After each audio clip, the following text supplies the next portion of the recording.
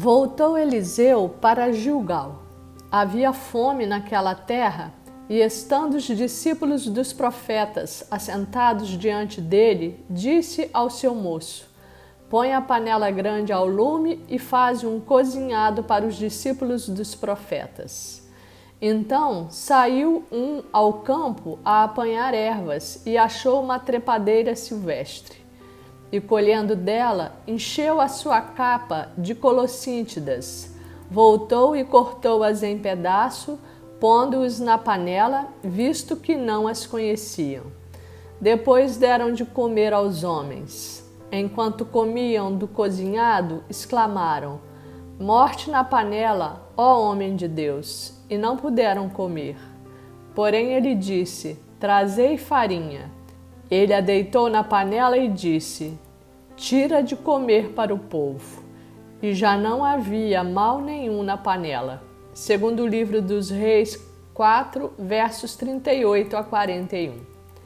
A própria palavra diz que era tempo de muita fome na terra e que os profetas estavam reunidos ensinando seus discípulos, tendo Eliseu ordenado se colocasse a panela no fogo para fazer um cozido, uma sopa para os discípulos.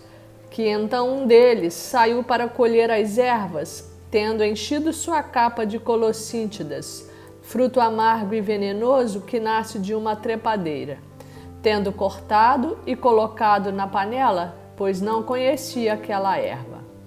Quando os discípulos começaram a comer, gritaram a Eliseu que havia morte na panela. Eliseu então mandou que trouxessem farinha e a jogou na panela, sendo dito que já não havia mal nenhum na panela. Essa passagem é intrigante, mas há ensinamentos para nós vindos da parte do Senhor.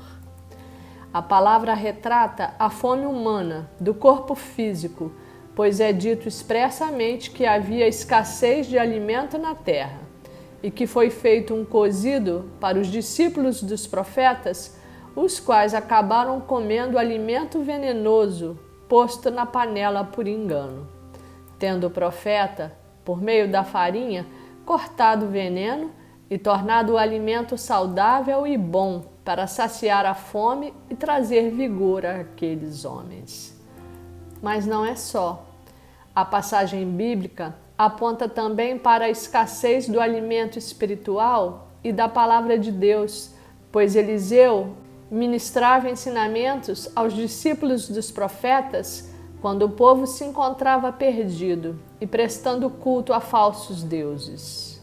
De outro lado, a farinha de trigo, por si só, não é antídoto contra nenhum veneno, e o só fato de jogá-la numa panela de sopa com ervas impróprias para consumo não teria o condão de eliminar as toxinas e de torná-la saudável.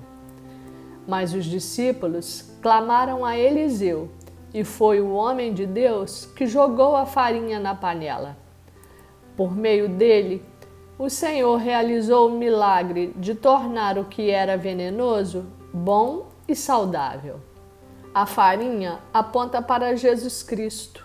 Ele é o grão de trigo que caiu na terra em sua paixão e morte, e com sua ressurreição produziu os frutos da nossa salvação, conforme ensinado em João 12, verso 24.